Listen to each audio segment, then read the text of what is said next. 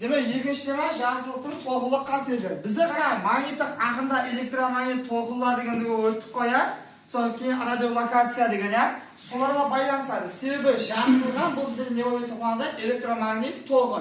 Elektromagnet to'g'ri taraladi, taralgandan jarasa uning nesi bor hisoblanadi bizda? Tarqaluv tezligi bor hisoblanadi. Demak, davom endi elektromagnet to'g'ri bo'lgan bo'lsa, so'ng elektromagnet to'g'rilar bo'lsa tarqalib qoladi.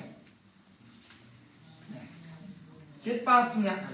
Demak, bizda so'ng tarqaluv jurnalisi. Demak, tarqaluv jurnalisida u nega ega bo'ladi bizda? Tezlikka ega bo'ladi, tezligi bor. Qarang, shartliq bizda ham to'g'rilik qasidga, ham bo'lakchilik qasidga. Bo'lakchilik qasidga ega bo'ladi, so'ng to'g'ri siziq bo'ylab qo'zg'aladi deymiz. To'g'rilik qasidga ega bo'ladi, u elektromagnet to'g'ri deb deymiz. Olimlar ustida bir-biri bilan qattiq davjanchilar. Birovlari shartliqda qarang, bo'lakchi bo'lsa to'g'ri siziq bilan tarqaladi ham saya paydo bo'ladi degan. Al birovi ol bizda diffraksal panjaradan ol avib bizda ne paydo etdi degan, saya paydo etmay qoladi degan. Demak, ikkovi bir-biri bilan davjanchilikka kelgan ham eng sonda jummaq ne bo'lgan? U ham to'g'rilik ko'rinishida, ham bo'lakchilik ko'rinishida ne qiladi degan so'z u bizda tarqaladi degan qasiyatga kelib chiqqan demak. Demak, bizda so'z jarqning to'g'rilik jag'ini o'ylayapmiz. Endi boshlaymiz mana. To'lqin tezlik bilan taralyapti, tezlik bu. Onda uning to'lqin uzunligi va yana nesi bor bizda? Shafsatasi bor, ya. Demak, shafsatasi nima bo'lsa ham bizda to'lqin uzunligi bor. Ikkovining ko'paymasi bizda neni bildiradi ekan? Tezlikni bildiradi. Qarang, agar bir o'rtalikqa tushib bo'lsam ne bo'ladi? O'rtalikqa tushib bo'lsam, tezlik s bo'lingan nega teng bo'lib bizda? Elga teng bo'lib. S bu bizda jarqliqning tezligi 3 10 darajasi 8 o'lcham birligi bizda. Metr bo'lingan ne bo'ladi bizda? Sekunddan. Qarang, havo yamasa vakuum desa, ne qilamiz? Havo yamasa bizda vakuum desa, endi o'rniga nima qo'yib qo'yimiz kerak bizga? Birdan qo'yib qo'yimiz kerak, tamam. Demak, endi o'rniga birdan qo'yib qo'ysam, v nega teng bo'lib qoladi bizda? Saga teng bo'lib qoladi. Endi zot nur sundiruv ko'rsatkichi bilan sonra biz magnetning aqida jayib yurib qaytib joyda.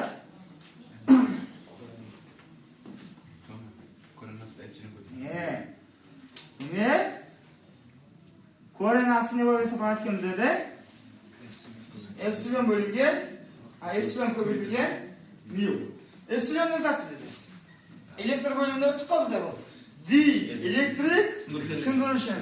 Mu zot bizda. Magnit sindirishi. Demak, ikkovini ko'paytirib ko'rinishni sharat bo'lsa, nur sindirishini. Amasa so'nam nima bo'lsa ham nur sindiruv ko'rsatkichi bo'lsa ham, tamom. Demak, qaraymiz Usmondan. Agar birovi aytilmay qolsa nima qilamiz? Agar muning ma'nosi 4 deb qo'yib, bizda epsilon aytilmay qolsa, unda o'rniga nechta olamiz biz? 1 deb olamiz. Yana biz muni 4 deb o'ylasak, anani 1 deb o'ylasak, endi necha shart bizda? 2 shart. Yana men sizga qarang. Namanda epsilon 16 deb muni aytib qo'ysam-a? Ol bir bo'laman, akib qo'yamiz. Unda endi men necha shart bo'lmanda bizda 4. Demak, birovi aytilmay qolsa, o'ng'ona neni olib ketimiz kerak ekan bizga? 1 deb ketimiz kerak ekan. Tushundingmi? Demak, bu bizga nur sindiruv ko'rsatkichi. Endi qaraymizda buni. Mana bizda shigara, naq betida bizda suv bor. Naq betida nima bor bizda hozir? Havo bor. Demak, ustidan bizda o'zimiz sig'ishi. Aslida nima deb aytamiz bizda? Normal deb aytamiz. Tushundingmi? Demak, suvning nur sindiruv ko'rsatkichi 1.33, havoniki nechga teng bo'ladi bizda hozir? 1 ga teng. Qaysiga ko'p ulkan? Suvniki ulkan. Demak, suvning ulkan bo'lsa, u yoqdan tushadigan muyish bizda alfa kichkantay bor. Ana ikkinchilik bor deymiz bizda. Avvalmiz voya, bunda betda sonrasida nima bo'ladi bizda? Ulkan bo'ladi. Demak, bir o'rtoqdan ikkinchi o'rtoqqa o'tsak, bizda birinchi temada o'tdik-ku, sinus nizomimiz, ya'ni sinov nizomi deb aytadi.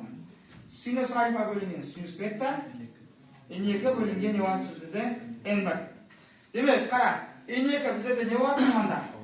Havo, ma'nosi nechga teng bo'ladi bizda? 1, n1 ning ma'nosi bizda summa 1 o'z ishlaydi. Demek, mınаны пропорция алатын болсам, n1 sinus alfa, мынақта n2 sinus не болады бізде бета. Demek, n1 n2 не болады бізде қазір? Үлкен болады бізде. Мына альфасы не үлкен болады бізде шартыда? Бетасы үлкен болады. Қарасаңыз, мына альфа, нормалмен бөлектен не болады бізде? Бета болады. Bir орталықтан екінші орталыққа қарай өтсек, бізде бір зат әрдайым тұрақтылы сақталады. Бұл бізде жарықтылықтың частотасы деп айтады, яғни жиілігі. Демек, жарықтылықтың жиілігі не зат бізде бұл? Нью ма? Нью ешқашан орталыққа немесе бізде байланыслы емес. Нью не қылмайды деп жауап береміз бізде? Өзгермейді. Нью бұл жарықтылықтың ірегін характерлеуші шамадан. Түсінді ғой? Демек, нью біздерде жарықтылықтың іреңі болып, бір орталықтан екінші орталыққа өтсек, бізде бұның жарықтылықтың іреңі не айтқанымызда өзгермейді екен. Сол үшін констант нью бір мен нью бір-бірінен не деп жатамыз біздер? Тең деп жатамыз. Енді қарай, нью бір менен нью екі тең болатын болса, біздерде ана в тең ламбда көбейтілген нью ма? Соны екі марта жазайық та міне. В бірге жазатын болсаң, ламбда бір көбейтілген нью бір. V2 жазатын болса менде. Ламбда 2 көбейтілген не болады бізде? U2. Надан U1 тауып, надан U2 тауып бір-біріне теңе. Сонда V1 бөлінген ламбда 1 тең V2 бөлінген не болады бізде ламбда 2. Амасан, V-ларды наға қарта жай. S бөлінген не деп жайлап бізде? N1, анау S бөлінген не болып жайлап бізде? N2. Онда бізде S-ларын қысқартатын болсақ бізде ламбда 1 көбейтілген N1 ламбда 2 көбейтілген зат кеп шарт бізде наманан n2 кеп шарт. Түсінді ғой? Демек, толқын ұзындықпенен нұр сындыру көрсеткішінің көбеймесі бір-біріне не болады екен? Әрдайым тең болады екен. Енді қарам, осыдан пайдаланамыз. Біздерде мынаны мына тарих қалайық та? Ламбда 1 бөлінген ламбда 2, n2 бөлінген яқта n1. n2 бөлінген n1 қалан яқта? Демек, онда мына ізін неге теңіп кетсек бап бізде? Синус альфа бөлінген не болып кетеді бізде? Синус бета болып кетеді. Синус альфа бөлінген бізде синус бета. Түсінді ғой, демек, мына бізде жарықтылықты қандай қасиеттері болып есептеледі екен бізде? Толқынлық қасиеттері болып есептеледі. Демек, онда қараңыз.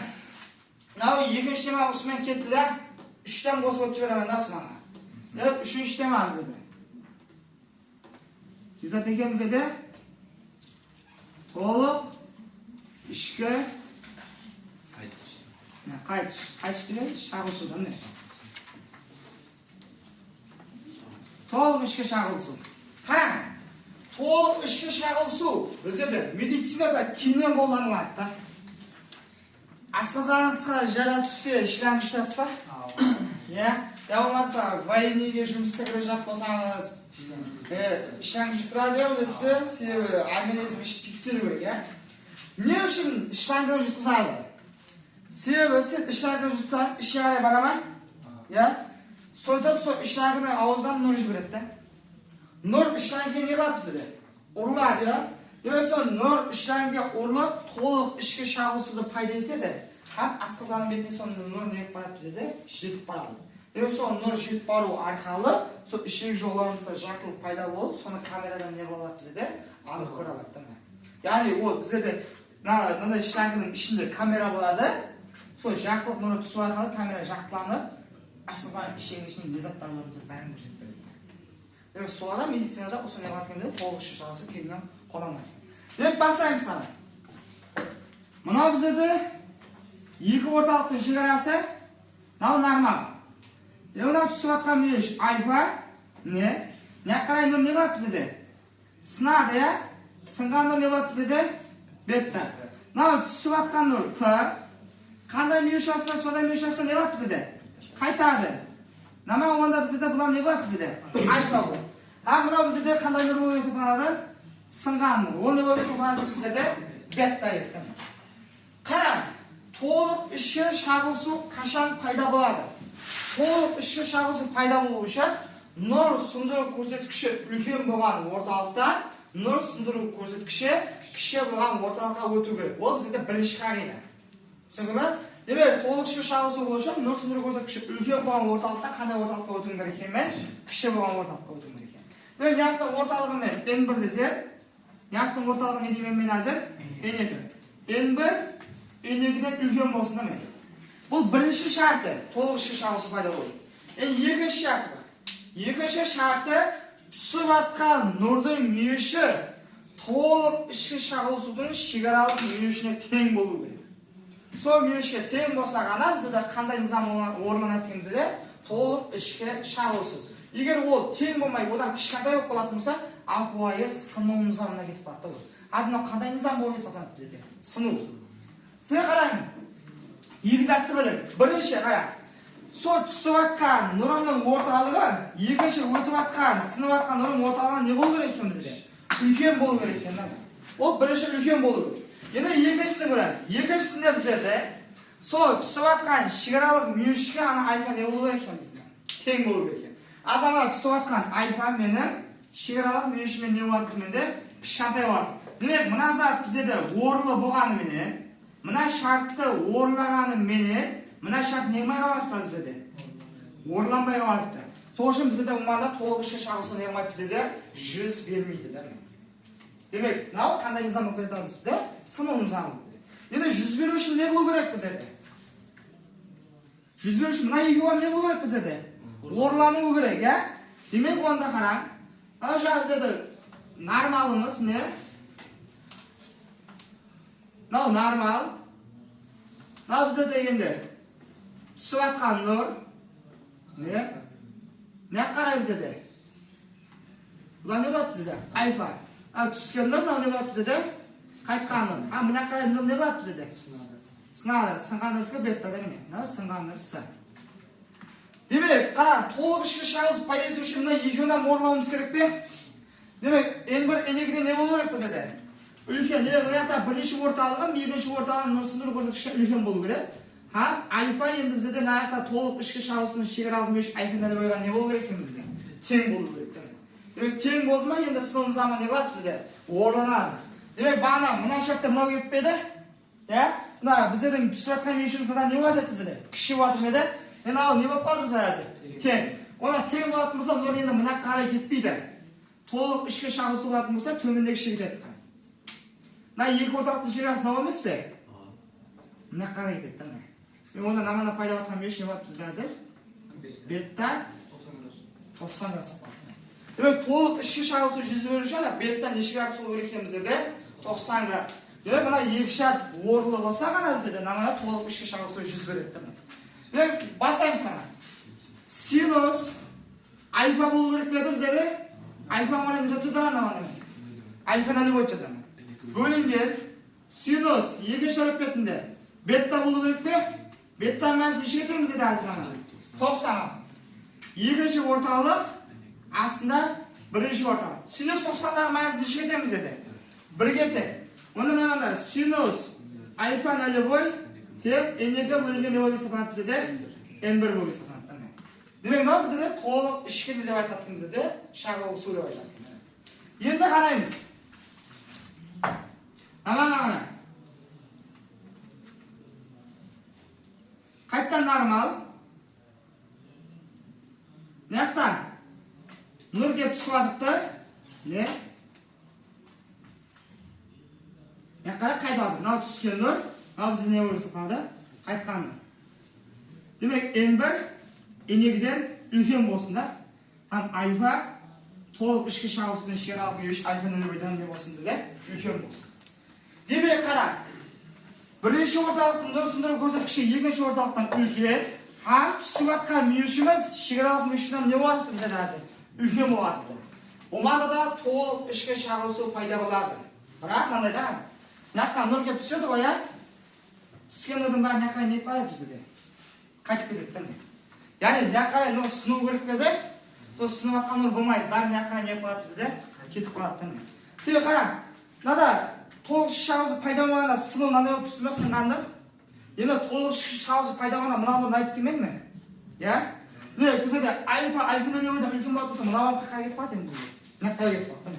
Демек, түскен нұрдың бәрі енді не болғамай жүріп қалады бізде? Қайтуға алмай жүр. Намана бірден пайда болады да қарай. Әжайып нәрсе да. Бірінші орталығының сындыру көрсеткіші, екінші орталығының сындыру көрсеткіші үлкен болса, һәм түсіп атқан мүйішің, шекаралық мүйіштен үлкен болатын болса, бұл айнаның вазифасына қатып қалады да. Айнаға нұр түссе, бәрі не болу керек бізде? Қайтуы керек. Демек мына айпена деп не зат екен бізде? Толық ішкі шағылысудың не деп атап бізде? Шекаралық мүйіштен. Толық ішкі шағылысудың шекаралық мүйіші. Демек, шекаралық мүйіші.